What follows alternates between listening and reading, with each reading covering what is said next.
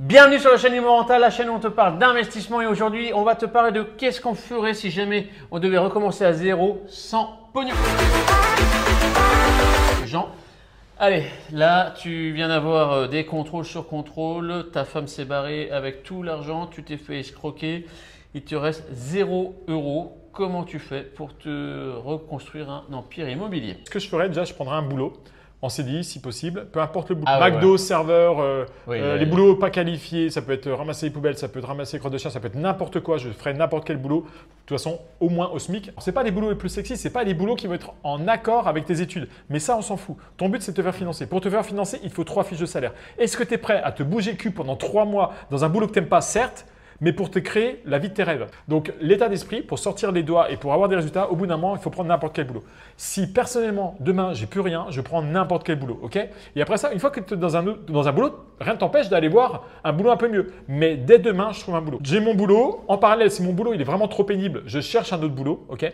Et je vais mettre une épargne de côté. Donc, c'est-à-dire que sur 1200, 1300, 1350, le SMIC maintenant, je vais mettre minimum 10% d'épargne. Mais je vais essayer de faire plus que ça parce que si vraiment, là, tu viens de me dire, ma femme s'était barrée, j'ai plus d'enfants, plus rien. Donc, je me prends une colocation. Ok. Ah bah ouais, c'est choix difficile, vie facile plus tard. Choix difficile maintenant. Je prends une colocation à 250, 300 €. Je prends le tout premier prix, dormir dans un truc complètement pourri. Mon seul objectif, c'est de dormir et d'aller bosser. Je vais mettre tout ce que je peux de côté, donc là je vais mettre plus de 10%, c'est vraiment le minimum. Mais dans ce cas-là, je vais manger vraiment le strict minimum. Je ne vais pas au resto, je ne vais pas de sortie, je ne bois pas d'alcool. Vraiment d'économiste, je ne fume pas, pas de dépenses. Si je suis payé 1300 €, le banquier va pouvoir me financer à peu près 80 000 €. Okay, le but du jeu, c'est que je trouve une putain de bonne affaire et que je lui montre par A plus B que l'argent qu'il va me prêter est sous-évalué par rapport à la vraie valeur du bien. Donc, grosso modo, le bien vaut 100 000 €. Ça, c'est sa vraie valeur. Et je me débrouille par A plus B pour lui montrer que ça vaut 120 000. Mais lui, il va me prêter que 80 000 en me prêtant les frais de notaire et les travaux. Entièreté du projet à 80 000 €. Ouais, l'entièreté. Tu ne mets pas d'apport. Et tu vas avoir du cash flow. Sur un projet à 80 000, tu peux espérer avoir peut-être 300 € de cash flow. Et puis, le truc qui est énorme, c'est que si tu fais du locatif, eh bien, tu fais un différé de crédit, donc tu ne vas pas rembourser le crédit pendant 1, 2 ou 3 ans, donc tu vas emmagasiner la totalité des loyers. Donc là, clairement aussi, tu peux te créer une épargne de plusieurs milliers d'euros, voire plusieurs dizaines de milliers. Tu es déjà un peu plus serein. Donc là, tu peux te permettre, entre guillemets, de chercher un autre boulot, de lâcher celui-là si vraiment il était trop pénible et d'aller en chercher un qui est un peu moins pénible. Donc, pour résumer, vous prenez un boulot, CDI, vous utilisez l'effet de levier bancaire, vous êtes sérieux, vous faites des choix très difficiles à court terme pour vous créer une vie plus facile. Au bout d'un an, logiquement, vous pouvez, si vous avez vraiment tout défoncé, remplacer votre salaire. Ça peut prendre 2 à 3 ans en fonction du salaire que vous voulez remplacer.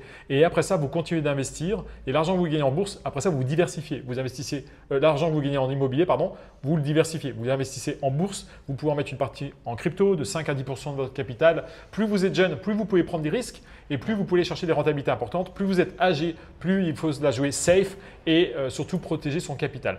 Voilà les stratégies, les amis. Si vous partez de rien, il y a énormément de valeur dans cette vidéo et ça, c'est vraiment un condensé de 20 ans. Et si on se permet de vous donner ces conseils, c'est parce que littéralement, on l'a fait, on est parti de rien et bon, c'est plutôt bien passé pour nous, mais simplement parce qu'on a fait des choix difficiles. Et on a fait des conneries aussi, on vous rassure. Oui, là, c'est ce qui fonctionne, comment vous dire. On pourrait vous faire plein de vidéos sur des choses qui ne fonctionnent pas. Donc, on n'en a pas parlé, ce n'était pas le but. Mais en tout cas, sachez que si vous serrez la ceinture, que vous vivez en dessous de vos moyens, que vous mettez une épargne automatique en place et que vous utilisez l'effet de levier bancaire dans l'investissement et que vous comprenez ce que vous faites dans l'investissement, votre vie, elle sera complètement différente dans 5 ans ou 10 ans. C'est une certitude, on vous le garantit et on en met notre main au feu puisque ça s'est passé pour nous et pour des milliers de personnes qu'on a accompagnées. À très bientôt les amis, dans une prochaine vidéo. Partagez, mettez en commentaire ce que vous voulez et on répondra à tout le monde. Ciao, ciao.